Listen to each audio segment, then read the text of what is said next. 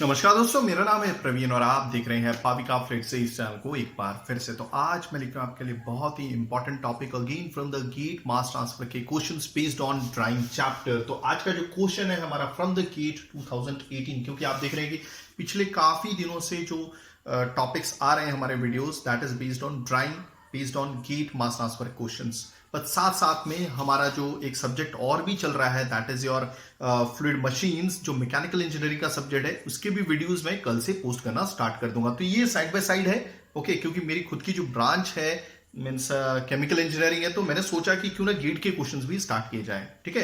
क्योंकि अभी तो फिलहाल हर जगह कोरोना है, हर चीजें बंद है, स्टूडेंट्स पढ़ रहे होंगे, गेट का प्रिपरेशन कर रहे होंगे, तो डेफिनेटली मुझे कुछ करना चाहिए गेट के हिसाब से भी। तो इसी के साथ मैं आया हूं। बट आगे बढ़ने से पहले अगर आपने मेरा चैनल सब्सक्राइब नहीं किया तो प्लीज आपसे बहुत बड़ी सी रिक्वेस्ट कि आप मेरा चैनल सब्सक्राइब कीजिए, लाइक एंड शेयर करना मत भूलिएगा, ताकि मैं ऐसे ही एजुकेशनल वीडियोस आपके लिए हमेशा हर पल लेके आता हूं।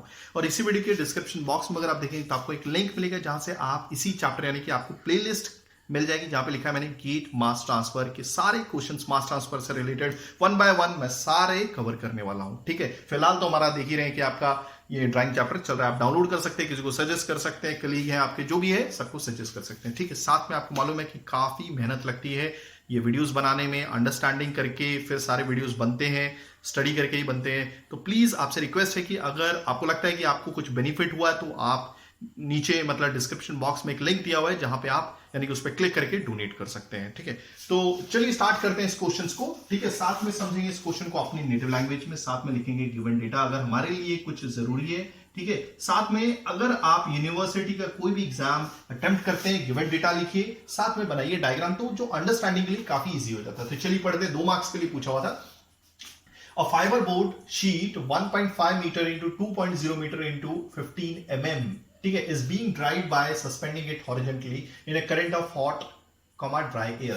मतलब एक फाइबर बोर्ड है, ठीक है, फट्टा बोल सकते हैं, ठीक है, जिस पर आप बेंचेस हैं, जिस पे आप बैठते हैं वो गीला है, उसका साइज दिया हुआ है, लेंथ ब्रेड्थ नहीं, देखिए लेंथ इंटू क्या बोलते हैं, हाइट समझ लीजिए, लेंथ इंटू हाइट, ये उसकी विड्थ है एक्चुअली में, ठीक है। ओके, तो जो एरिया बन रहा है वो इन दोनों को यूज करके बन रहा है, ये तो सिर्फ थिकनेस है, तो थिकनेस नहीं लेनी है हमें, ठीक है। आगे देखते हैं क्वेश्चन क्या बोल रहा है कि ये एक फाइबर बोर्ड की गीली शीट है जिसका कुछ क्या बोलते हैं डेटा दिया हुआ है, लेंथ हो गया, विड्थ ये हो गया, लेंथ ब्रेड्थ तो विड्थ ही हो गई आपकी, तो ये हाइट ले लीजिए, ठीक है, ऐसे कुछ इस तरह से।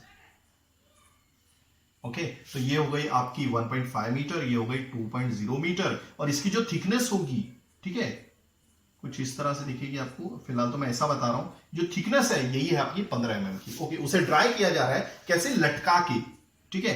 तो ये मान लीजिए लटका दिया गया है और यहां से हॉट एयर पास हो रही है, ठीक है। ओके, इसे सस्पेंड किया गया हॉरिजॉन्टली, ऐसी लटकी हुई है horizontally, okay, in a current of hot air, मतलब एक हवा है जो हॉट एयर है उसमें लटका दिया गया। ओके, एजेस को सील कर दिया गया है, the edges are insulated. Okay, तो सबसे पहले ये काम करते हैं, जो हमें डेटा लिखना है एरिया, वो लिख लेते हैं 1.5 मीटर इंटू 2.0 मीटर। याद रखिएगा ये थिकनेस है, तो फिलहाल मैं थिकनेस का कुछ करने वाला नहीं हूं, ये काम कीजिए आप नॉलेज के लिए लिख सकते हैं इसको, ठीक है। वैसे तो इसका कुछ यूज नहीं होने वाला है। ओके, आगे बढ़ते हैं। Okay, the edges are insulated so that drying takes place only from top and bottom side. Actually ये जो प्लेट आपको ऐसे वर्टिकली लटकती हुई दिख रही है वो एक्चुअली ऐसे ऊपर से देखने में क्या बोलते हैं, ऐसी दिखेगी। आपको जो मैं दिखा रहा हूं ये टॉप व्यू है, क्या है ये, दिस इज टॉप व्यू। मैं आपके सामने लटका रहा हूं मगर ये एक्चुअली में लटकी ऐसी है, आप सिर्फ इसकी एज देख सकते हैं, ठीक है। तो क्या बोल रहा है कि जो इसकी एजेस हैं, एजेस तो मैं यही बता देता हूं, ये जो एजेस हैं ये इंसुलेट कर दिया गया, मतलब यहां पे ड्राइंग का कोई भी इफेक्ट नहीं पड़ने वाला है, ये गीली रहने वाली है, ठीक है। तो जो क्या बोलते हैं एजेस हैं वो इंसुलेट कर दी गई है, और जो ड्राइंग हो रही है वो ऊपर से, मान लीजिए यही वो फाइबर बोर्ड की शीट है, तो यहां से हो रही है और एक नीचे से हो रही है, समझ गया। तो हमें जो एरिया यूज करना है ड्राइंग के लिए वो मल्टीप्लाई बाय 2 हो जाएगा, याद रखिएगा, क्योंकि टॉप से भी आपकी ड्राइंग हो रही है और बॉटम से भी हो रही है। ओके, आगे बढ़ते हैं, यहां पे लिख देता हूं, तो याद रखिएगा दोनों साइड से हो रही है, तो हमें एरिया दोनों साइड से यूज करना है, ठीक है। The wet sheet weighing 16 kg with initial moisture content of 60% loses moisture at a constant rate of 1.25 into 10 to minus 5 kg per meter square per second until the moisture content falls to 30% dot. Okay, ये बता रहे हैं कि जो sheet हमने ली थी fibre board की वो वेट शीट थी, गीली शीट थी, और उसका वजन कितना, तो यहां पे लिख देता हूं wet sheet is equal to, हम एक एक अंडरस्टैंडिंग के साथ इस न्यूमेरिकल को करेंगे, क्या बेसिक्स है, तो ये है वेट शीट 16 kg। ओके, आगे क्या बोल रहा है, with initial moisture content of 60%, तो कहने का मतलब है साफ साफ इनिशियल मॉइस्चर कंटेंट दिया हुआ है, इनिशियल मॉइस्चर कंटेंट में x1 दे देता हूं और ये लिख देता हूं 60%। ठीक है, इसको मैं फ्रैक्शन में कन्वर्ट कर दूंगा तो it will look like this. Okay, अब ठीक है, आगे बढ़ते हैं। ओके, ऑफ 60% लूजेस, और धीरे धीरे उसका मॉइस्चर कंटेंट धीरे धीरे कम होता जाता है एट अ कांस्टेंट रेट। याद रखिएगा, ये जो भी एक्सपेरिमेंट कर रहे हैं ना, यहां पर मैं डायग्राम बनाता हूं। ठीक है, ये हो गया आपका एक्स एक्सिस, ओके, ये हो गया आपका वाई एक्सिस। अब इसको डिनोट करूंगा मैं आर से। ये है आपका रेट ऑफ ड्राइंग, क्या है रेट ऑफ ड्राइंग, इसकी यूनिट होती है केजी मॉइस्चर जो इवापोरेट हो गया है, केजी मॉइस्चर जो इवापोरेट हो गया है कितने 1 मीटर स्क्वायर के एरिया से और 1 सेकंड में। और ये जो एक्स है, ये जो है हमारा ड्राई बेसिस पे मॉइस्चर कंटेंट है। ठीक है, एक्स का जो वैल्यू एक्चुअली यानी कि जो यूनिट होती है ये होती है केजी मॉइस्चर, मतलब 1 केजी ड्राई सॉलिड के साथ। आई होप आपको सारी चीजें समझ में आ रही होंगी। ठीक है, 1 केजी ड्राई सॉलिड के साथ, ठीक है, 1 केजी ड्राई सॉलिड के साथ इतना केजी मॉइस्चर एसोसिएट है, यानी कि चिपका हुआ है, या फिर बोल सकते हैं साथ में है। ठीक है, तो 1 केजी ड्राई सॉलिड के साथ इतना केजी मॉइस्चर है, तो ये एक्स एक्सिस होगी, ये वाई एक्सिस होगी। और जो आपका ग्राफ होता है कुछ इस तरह का होता है। ओके, यहां से यहां तक जो होता है ये आपका कांस्टेंट ड्राइंग पीरियड होता है, कांस्टेंट ड्राइंग पीरियड। कौन सा कांस्टेंट ड्राइंग पीरियड, जिस दौरान आपकी आर की वैल्यू आप देख रहे हैं, देखिए ये कर देते हैं आपका x1, क्या x1 दिया हुआ मैंने x1। ओके, यहां ये आ जाता है आपका क्रिटिकल मॉइस्चर कंटेंट, ये हो गया xc। तो आप देख रहे हैं x1, ओके, ये है xc। ठीक है, ये x1 हो गया, मान लीजिए मैं यही चीज यहां पे भी बता दूं, ये x1 है और ये xc है। ठीक है, ये वाला पॉइंट। ठीक है, ओके, आप देख रहे हैं x1 और xc के लिए r की वैल्यू सेम ही है। ओके, तो इसको क्या बोलेंगे, rc, constant drawing rate, constant drawing rate. तो यही चीज दी हुई है। तो आपका जो इनिशियल मॉइस्चर कंटेंट था 60%, धीरे धीरे वो मॉइस्चर लूज करने लगा जैसे जैसे ये हॉट एयर पास होने लगी। ठीक है, और उसके बाद क्या हुआ, और ये जो इस दौरान आपका आरसी की वैल्यू कितनी थी, कांस्टेंट रेट क्या था, 1.25 into 10⁻⁵ केजी मीटर स्क्वायर पर सेकेंड। तो यहां पे मैं 4th पी लिख लेता हूं कि यहां पर आरसी की वैल्यू दी हुई है, जैसे 1.25 into 10⁻⁵ केजी मॉइस्चर। ओके, यहां पे यूनिट लिखने का तो वही नहीं है, मीटर स्क्वायर पर सेकेंड यहां पे लिख लेता हूं, मगर मुझे यूनिट याद है। ठीक है, ओके, कब तक इसे ड्राई किया जाता है, जब तक मॉइस्चर कंटेंट जब तक गिर नहीं जाता 30% तक। तो यहां पे काम करता हूं, ये जो मॉइस्चर कंटेंट है आइदर आप x2 लिख दीजिए या फिर xc लिख दीजिए। कितना दिया हुआ है, दिस इज 0.3। तो कहने का मतलब है आप यहां थे x1, आप पहुंच गए xc की वैल्यू कितनी दी हुई है, वही x2 भी है 0.3। तो इस दौरान जिस दौरान आपकी ये ड्राइंग हो रही है वो है हमारा कांस्टेंट ड्राइंग पीरियड। ओके, जिस दौरान r की वैल्यू चेंज नहीं होती और ये दी हुई है। ओके, आगे बढ़ते हैं। और moisture content are on dry basis, कहने का मतलब है सारे मॉइस्चर कंटेंट ड्राई बेसिस पे, यानी कि जो x1 है उसकी वैल्यू है 0.6 केजी मॉइस्चर। ओके, हाँ, केजी यहां पे यूनिट नहीं लिखी हुई है, यूनिट ये वाली होने वाली है, यानी कि जो भी दिया हुआ है, अगर x1 की वैल्यू 0.6 है तो दैट मींस इसकी यूनिट है केजी मॉइस्चर पर केजी ड्राई सॉलिड, यानी कि 1 केजी ड्राई सॉलिड के साथ 0.6 केजी मॉइस्चर एसोसिएटेड है। मैं x1 की वैल्यू समझा रहा हूं या फिर x3 की वैल्यू समझा रहा हूं। आई होप आपको चीजें क्लियर हो रही होंगी। ओके, तो इससे कांस्टेंट ड्राइंग पीरियड के दौरान हमें क्या ढूंढना है, the time period required for drawing during the constant rate period, यानी कि इस दौरान कितना टाइम लग गया, ठीक है, मॉइस्चर कंटेंट को आपके यही है ना, x1 की वैल्यू कितनी 0.6 से 0.3 तक आने के लिए। आई होप आपको चीजें समझ रही होंगी। तो चलिए क्वेश्चन करते हैं। ओके, तो ये तो हमारा क्वेश्चन था, हमने डायग्राम की मदद से काफी कुछ अच्छे से समझ लिया।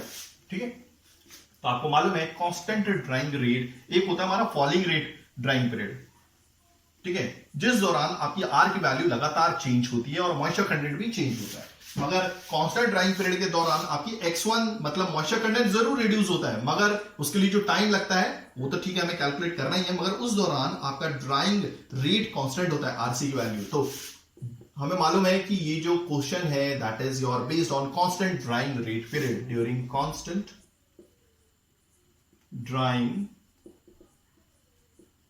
रेट पीरियड, ठीक है। ओके, तो हमें कैसे निकालना है, हमें टाइम निकालना है। तो इस दौरान R is equal to RC लिखेंगे, क्योंकि यहां इस दौरान R RC बन जाता है।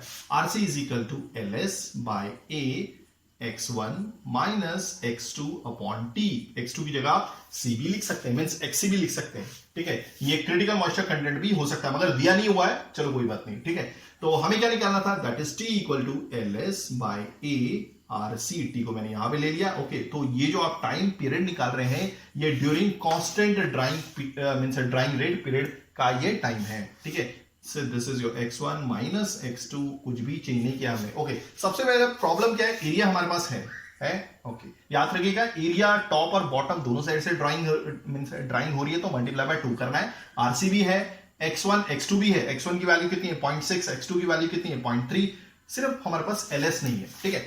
आपको मालूम है कि इसने क्या दिया हुआ है, x1 की वैल्यू दी है, कितनी दी हुई है, ये परसेंट में है। ये सारे के सारा जो मॉइस्चर कंटेंट है ड्राई बेसिस पे, तो हम इसे परसेंट से फ्रैक्शन में ले लेते हैं। x1 is equal to 0.6 kg moisture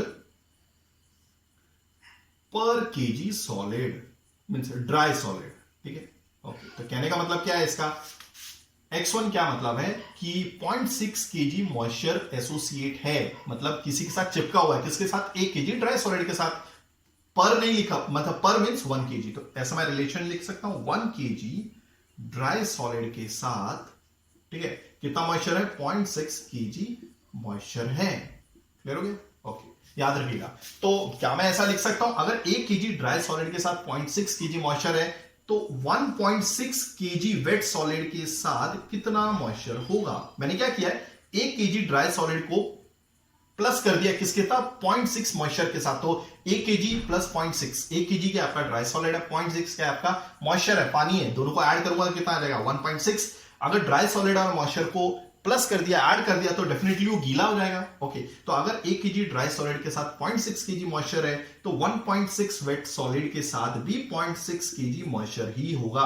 अब यहां पे कैलकुलेशन या फिर अपना कैलकुलेशन मत कीजिएगा कि 1 kg ड्राई सॉलिड के साथ 0.6 है, तो 1.6 के साथ क्या होगा, तो आप मल्टीप्लाई करना बैठ जाएंगे, 0.6 मल्टीप्लाई बाय 1.6, ठीक है। ऐसा नहीं है, ये रॉन्ग होगा।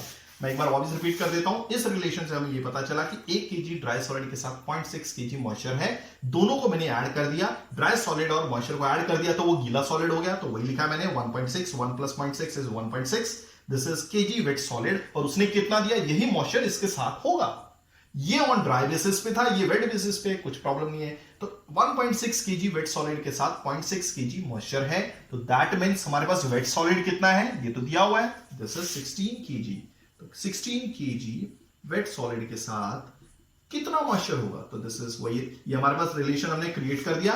तो 0.6 kg मॉइस्चर हमने यहां लिखा, ओके, ये चीज यहां पे लिखी, ये वाली चीज नीचे लिखी 1.6 kg कितना 1.6 kg वेट सॉलिड, ओके, और ये वाली चीज सामने लिख दी, this is 16 kg wait solid. Okay, आप देख रहे हैं kg वेट सॉलिड कैंसिल हो गया, इसको इससे मल्टीप्लाई किया, डिवाइड किया, तो this is coming out to be कितना आ रहा है 6 kg, कितना है 6 kg मॉइस्चर, क्या जो यूनिट होगी वही चीज आ जाएगी, ठीक है। कहने का मतलब है 16 kg वेट सॉलिड के पास 6 kg मॉइस्चर है। याद रही कि जो गीली शीट थी वो 16 kg थी, उसमें 6 kg मॉइस्चर है, तो दैट मींस आपका ड्राई सॉलिड कितना हुआ, LS क्या आपका ड्राई सॉलिड है। तो 16 kg वेट शीट में से मैं 6 kg मॉइस्चर माइनस करूंगा, तो कितना आएगा 10 kg ड्राई सॉलिड आ गया। कितना आ गया, यही तो मेन कंटेंट है, अदरवाइज इस फॉर्मूले में कुछ नहीं है, वैल्यू पुट करो प्रॉब्लम सॉल्व हो जाएगी। ओके, तो इसमें यही निकालना मेन इंपॉर्टेंट था कि आप LS यानी कि ड्राई सॉलिड कैसे निकालते। तो LS कितना आ गया 10 kg। अब हमारा काम बहुत आसान हो गया, फिलहाल मैं इसे मिटा देता हूं। तो ये पूरा जो तामझाम किया हमने इसी वजह से किया था, ठीक है। तो चलिए अब हम वैल्यूज पुट कर देते हैं, हमारा फॉर्मूला रेडी है। Okay, so therefore TC is equal to LS, LS कितना 10। हाँ, एरिया लिखना है, जो आपकी ड्राइंग हो रही है बॉटम से भी हो रही है, मतलब नीचे से भी हो रही है, और आपके टॉप से भी हो रही है, ठीक है।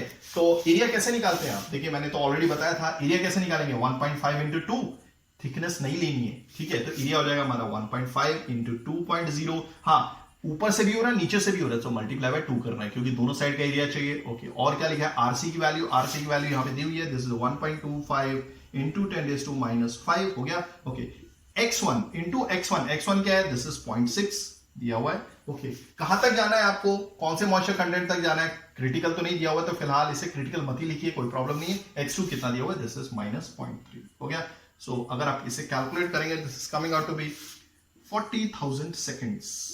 ओके और अगर इसे आवर्स में लेना चाहते हैं तो डिवाइड बाय 3600 कर दीजिए, तो ये आ जाएगा हमारा कितना, therefore constant time rate period जो है, मतलब कांस्टेंट ड्राइंग रेट के दौरान जो टाइम लगा, दिस इज 11.11 आवर। ओके अब आप थोड़ा टाइमिंग भी देख लीजिए, क्या टाइमिंग मतलब यूनिट आती है क्या। ओके तो 10 की क्या यूनिट थी, ये तो केजी ड्राई सॉलिड था। ओके ये क्या है आपका, ये तो एरिया था, मीटर स्क्वायर लिख देते हैं। ओके आगे क्या लिखा हुआ है, ये इसकी यूनिट क्या होती है, मैं यहां पे लिख देता हूं, केजी मॉइस्चर, इतना केजी मॉइस्चर रिमूव किया गया पर मीटर स्क्वायर में पर सेकंड में, तो मीटर स्क्वायर और सेकंड नीचे आने वाले, तो मीटर स्क्वायर पलट के ऊपर आ जाएगा, मीटर स्क्वायर और सेकंड हो गया।